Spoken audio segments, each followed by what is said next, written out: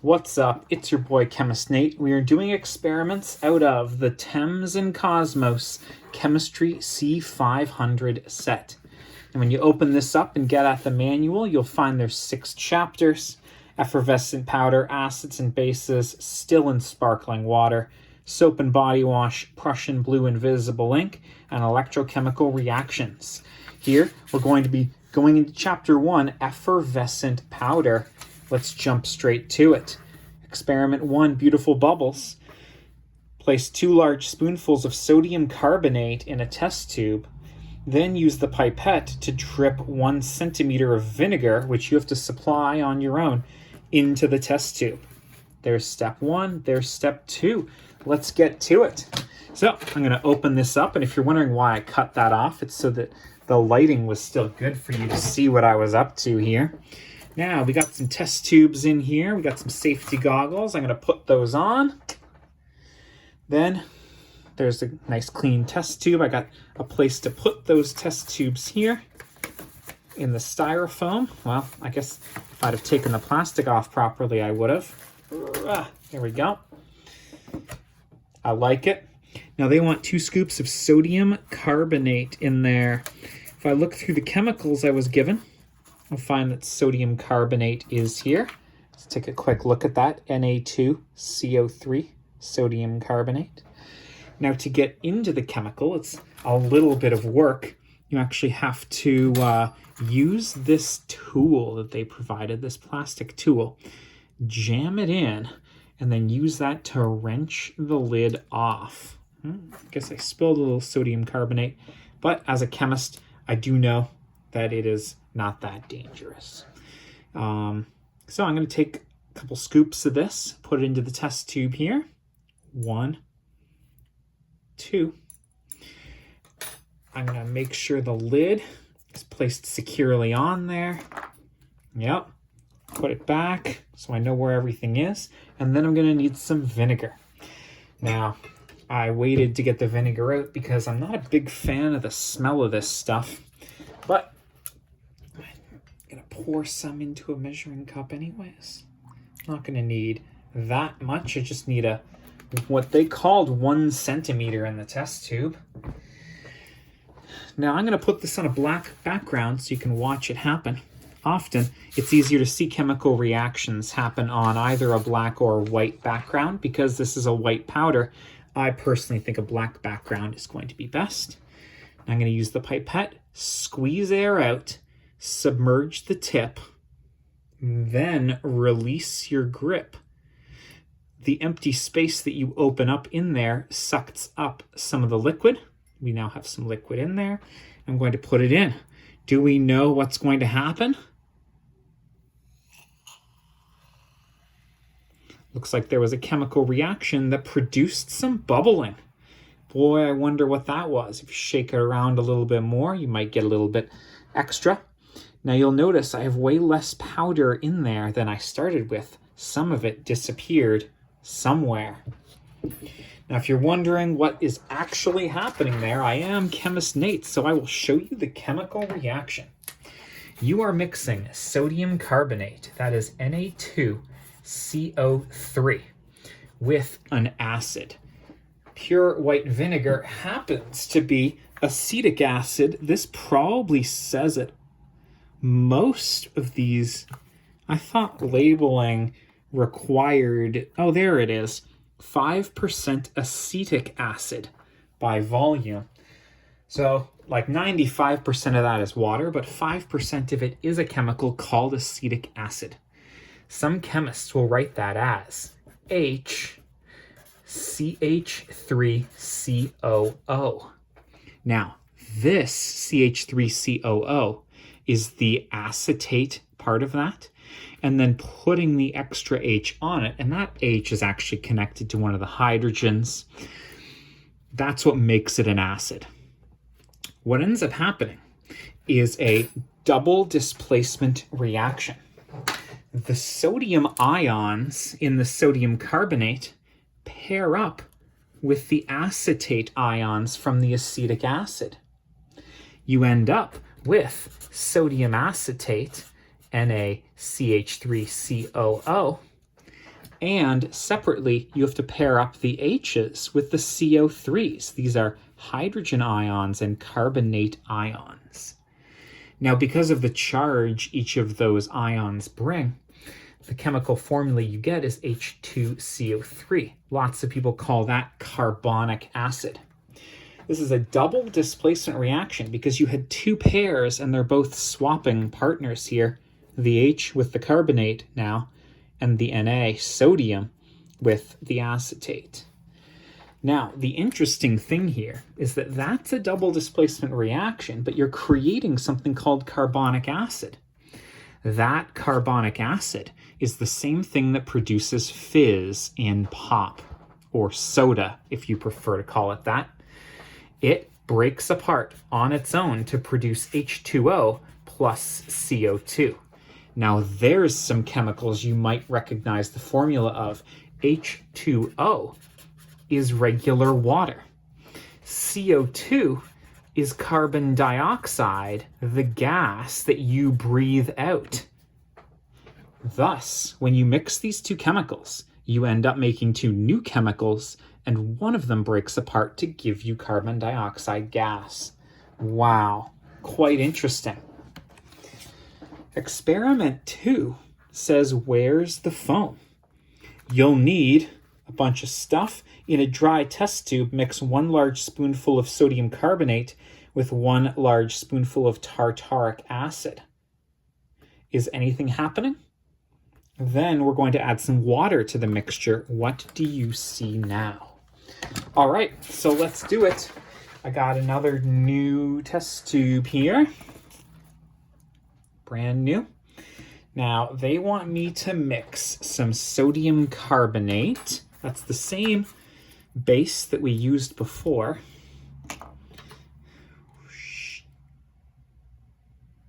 Which one of those was the clean one? It was that one. Great, it was the second one here. 1, 2.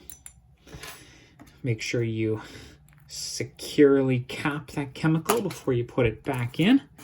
And now they want us to use something called tartaric acid. Let's see if I can find that somewhere here.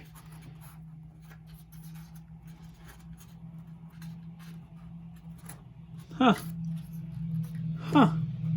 Do I not have tartaric acid? Where could it have possibly gone?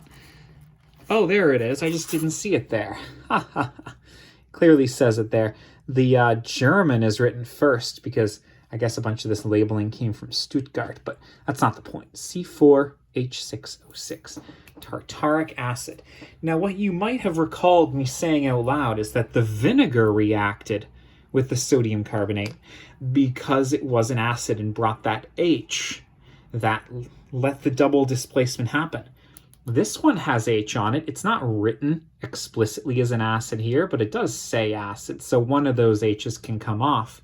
You might wonder if you're going to get the same kind of double displacement reaction. Well, can you hear that? It's the sound of nothing. These two solids will not react together. That is because the atoms in a solid, there we go, are attached to their respective particles. They're bonded to each other very strongly, and so all we're doing here is mixing two solids the same way salt and sugar would mix together if you put those both in a cup. But step 2 was add a little bit of water. Now adding water will get them to dissolve, and then maybe they're free to react with each other. Now I have a little bit of water here. Whoop. Just going to suck that up. Water. Ready? Just as we expected. As soon as we took those out of the solid phase and made them more mobile by dissolving them in water,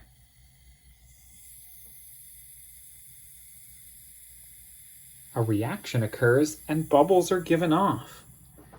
Those bubbles are of the same gas that we made the last time.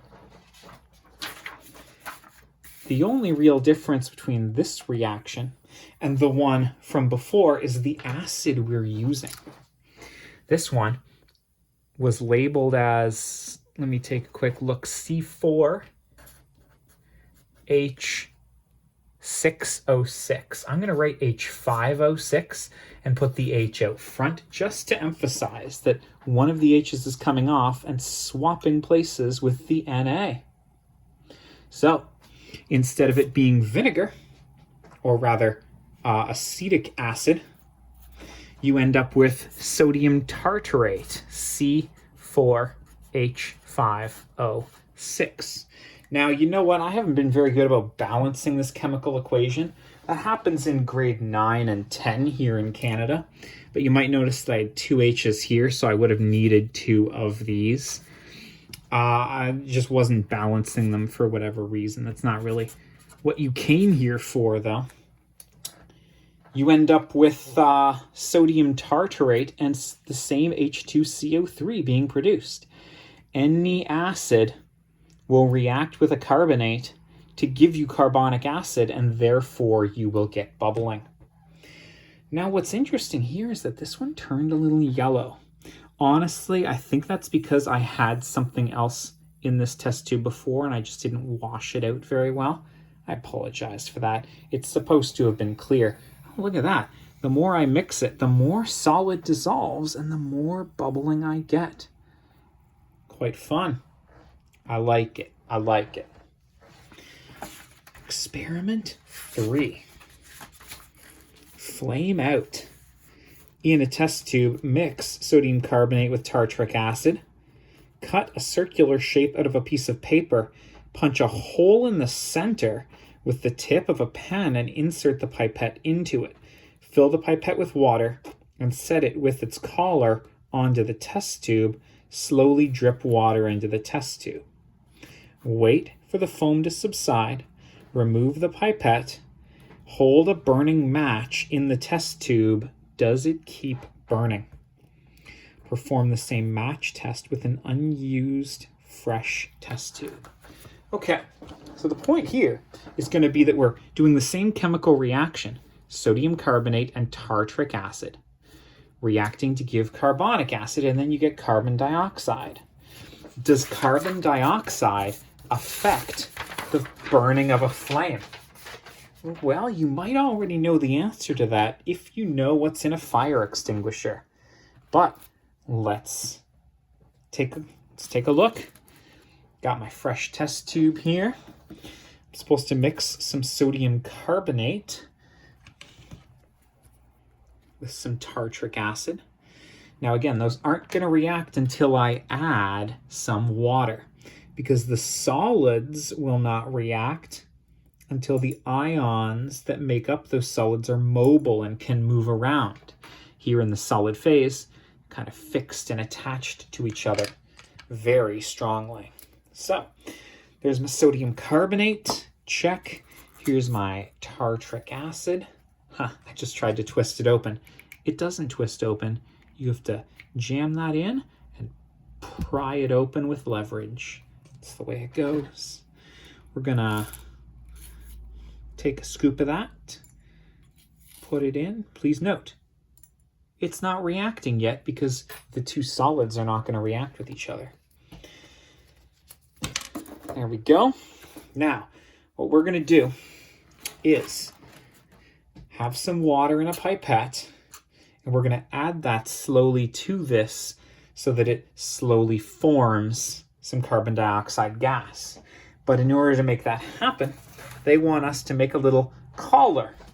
So let's see what I got here. I got some paper. I'm just going to tear out a little square here. I'm going to take a pencil and poke a hole into it, just enough so that this pipette can fit in. Check. See? Now that's going to help trap the gas that's formed inside, right? So it's kind of like a little cap. Whatever gas that's being made here when it bubbles is going to get trapped in there because I'm holding it in with this paper. It's not a perfect seal, but it's going to do the job, right? So I'm just going to Add some water to that. Bubble, bubble, toil and trouble. If you find yourself unable to hold this all together, you can simply cover it with your thumb. Now, you're not going to do that in a real chemistry lab, but knowing what chemical reaction is happening here lets us have the confidence to do that. There we are. So we've made some carbon dioxide now. You can see the bubbling's kind of stopped. Well, maybe. Is it continuing to bubble? Tough to say. And so I should have some carbon dioxide trapped in there. Now what they want us to do is light a match and see what happens when we jam the match in here. That's going to take a little bit of work when I'm holding this with my thumb. Perhaps that wasn't the best idea. Shh. All right. Can I light a match with... Oh, there we go. There's my match. I'm going to open this up, submerge it in. Oh no, what happened to the flame? Well, you might already know. Carbon dioxide is what you find in fire extinguishers. So if you put fire into a test tube that's already filled with carbon dioxide, the fire is not going to get any oxygen and the match is going to get extinguished. It's just the way life is. I mean, carbon dioxide starves the fire of oxygen. That's how fire extinguishing works with carbon dioxide gas. Now, this particular chemistry set also asks you to do that another time with an empty test tube. The empty test tube doesn't have extra carbon dioxide in it because you didn't do a chemical reaction. So the flame's just going to keep burning. There's nothing there to extinguish it. That's the way it goes.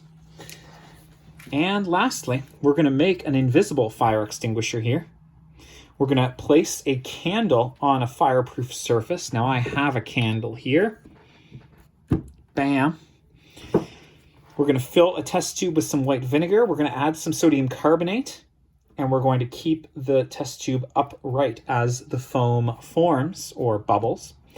Then, as soon as the reaction calms down, we're going to pour the gas. And it doesn't look like you're pouring anything because carbon dioxide gas is clear. We're going to try to pour that gas out onto the flame to see what happens. All right, let's do it.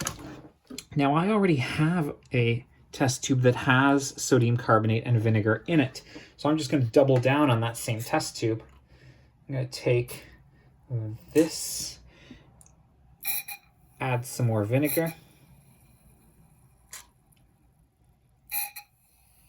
You can see I've got extra bubbling happening. I did have some sodium carbonate that was left over.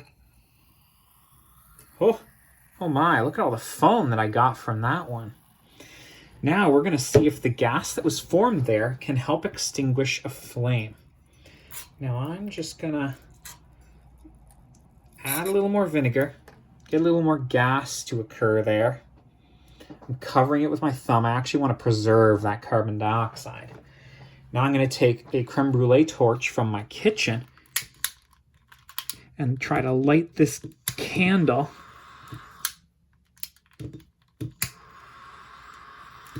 Here we go. Now I'm going to pour this carbon dioxide gas. And again, this is water with sodium acetate dissolved in it, but this above it is carbon dioxide gas. Will I be able to pour that out on top of this and extinguish the flame? Well, let's find out.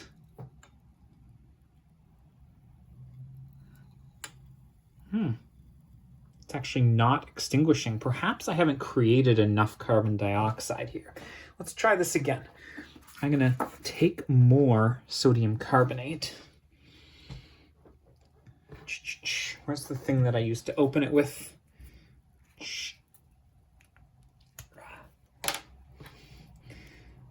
I'm going to guess that I have lots of vinegar left over inside this test tube here. Oh yeah, there's some bubbling. Foam, foam, foam. Now I have to carefully put that lid back on the sodium carbonate. I don't want it to spill anywhere. All right, now I have more carbon dioxide in this test tube.